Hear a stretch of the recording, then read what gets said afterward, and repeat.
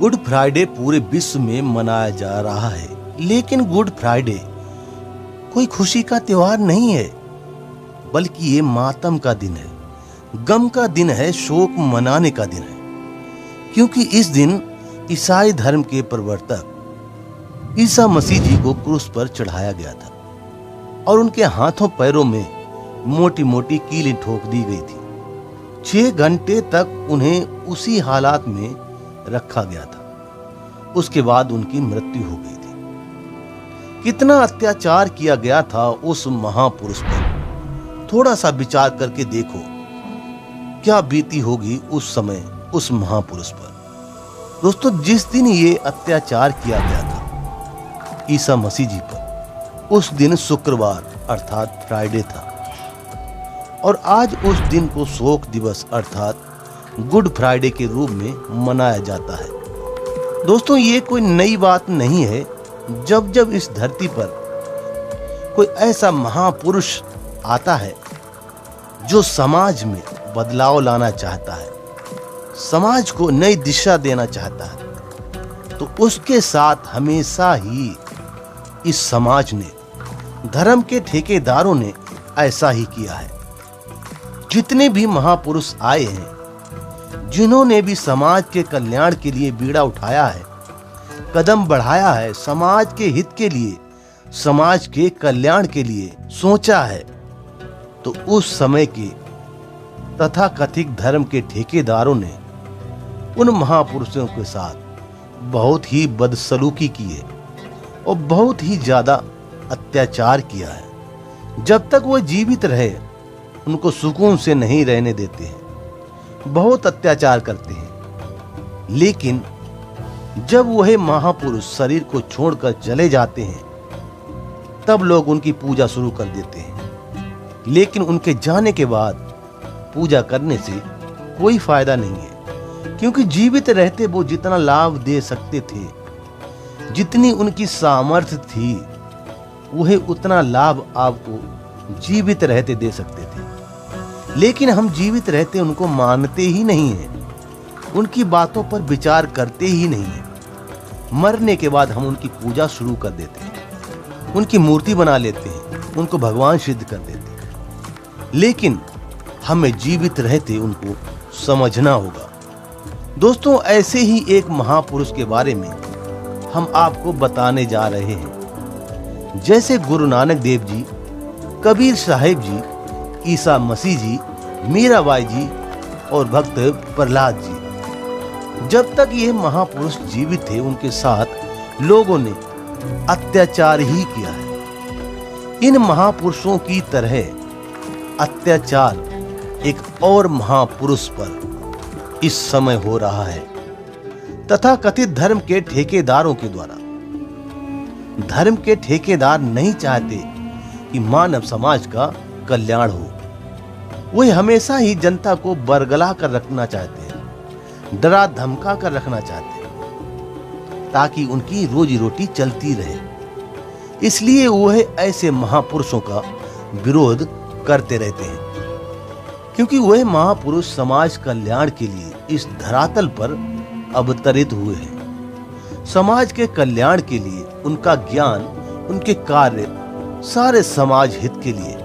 वह महापुरुष जिसने समाज कल्याण के लिए अपना घर छोड़ दिया, अपनी नौकरी त्याग दी और जन जन तक उस पूर्ण परमात्मा की जानकारी देने के लिए लगभग 30 सालों से संघर्ष कर रहा है।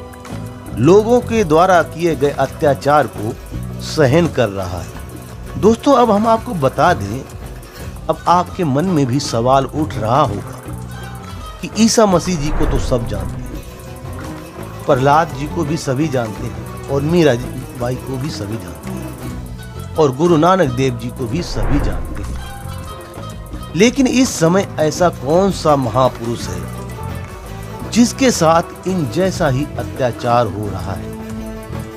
और वह महापुरुष जो समाज को एक ऐसी भक्ति विधि बता रहा है, समाज को एक नई दिशा दे रहा है, ऐसा अनमोल ज्ञान दे रहा है जिससे मानव का जीवन सदा सदा के लिए सुरक्षित हो जाएगा, सदा सदा के लिए मानव सुखी हो जाएगा। ऐसे महापुरुष के साथ आज के धर्म के ठेकेदार अत्याचार कर रहे हैं। दोस्तों, 2006 में करौंदा कांड करवा दिया। उस महापुरुष को 2 साल जेल में रखा बिना किसी गुनाह के। फिर 2014 में फिर से जेल में बंद करवा दिया। और दोस्तों, 2014 से लेकर आज तक वह महापुरुष जेल में है। दोस्तों, अब तो आप समझ ही गए होंगे हम किस महापुरुष के बारे में बात कर रहे हैं। तो हम आपको बता दें, वह कोई और नहीं, जिसको दुनिया के महान भविष्यवक्ताओं ने जगत के तारणहार कहा है, जिसको दुनिया के महान भविष्यवक्ताओं ने मुक्तिदाता कहा है, उस महापुरुष का नाम संत रामपाल जी महाराज है। संत रामपाल जी महाराज।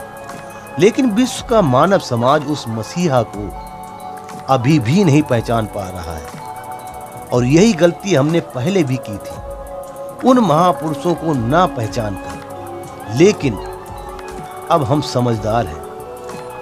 हमने इन धर्म के ठेकेदारों के बहकावे में नहीं आना है। जो गलतियां हमने पहले कर दी हैं, इन धर्म के ठेकेदारों के बहकावे में आकर, वही गलतियां अब हमें नहीं दोहराना है।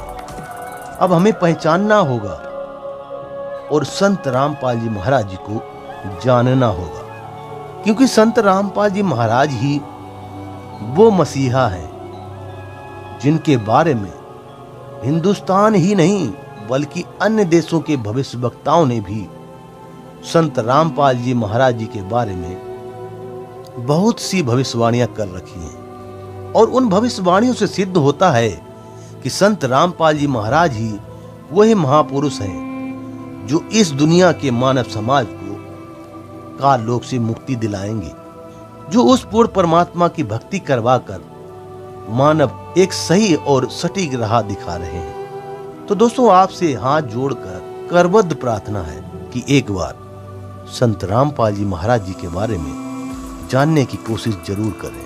कहीं ऐसा ना हो जैसे अन्य महापुरुष हुए, समय रहते हम उनको नहीं पहचान पाए, समय रहते हम लाभ नहीं ले सके और बाद में पछताते हैं।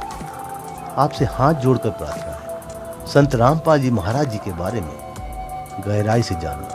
कहीं ऐसा ना हो आपको भी बाद में पछताना पड़े, जैसे ईसा मसीह जी को लोगों ने नहीं पहचाना, पर जब वह शरीर छोड़कर चले गए तब लोगों को पछतावा हुआ।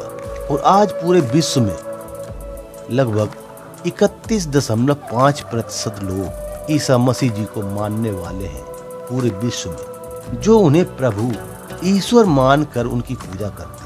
लेकिन अब सूखी महिमा करने से कोई फायदा नहीं है। दोस्तों, आज मानव समाज शिक्षित है, सच और झूठ परखने की काबिलियत रखता है, तो क्यों ना हम उस काबिलियत को सच और झूठ को परखने में इस्तेमाल करें। दोस्तों, संत रामपाल जी महाराज जी के बारे में सच्चाई को जानने के लिए आप प्ले स्टोर से संत रामपाल जी महाराज ऐप डाउनलोड कर सकते, या फिर संत रामपाल जी महाराज जी की वेबसाइट है www.jagatgururampalji.org पर भी जा सकते हैं, या फिर संत रामपाल जी महाराज जी के द्वारा जो सत्संग टीवी चैनलों पर चलते हैं उन सत्संगों को सुने और उनके द्वारा दिए गए एविडेंस को, प्रमाणों को आप अपने धर्म ग्रंथों से मिलान करें, ताकि आप भी सुनिश्चित कर सकें कि क्या सही और क्या गलत है। दोस्तों, हमें उम्मीद है कि आप लोग हमारी बातों पर विचार जरूर करेंगे और संत रामपाल जी महाराज जी को जानने की पूरी कोशिश करेंगे। दोस्तों, आज के लिए इतना ही। मिलते हैं अगले वीडियो में, तब तक के लिए धन्यवाद।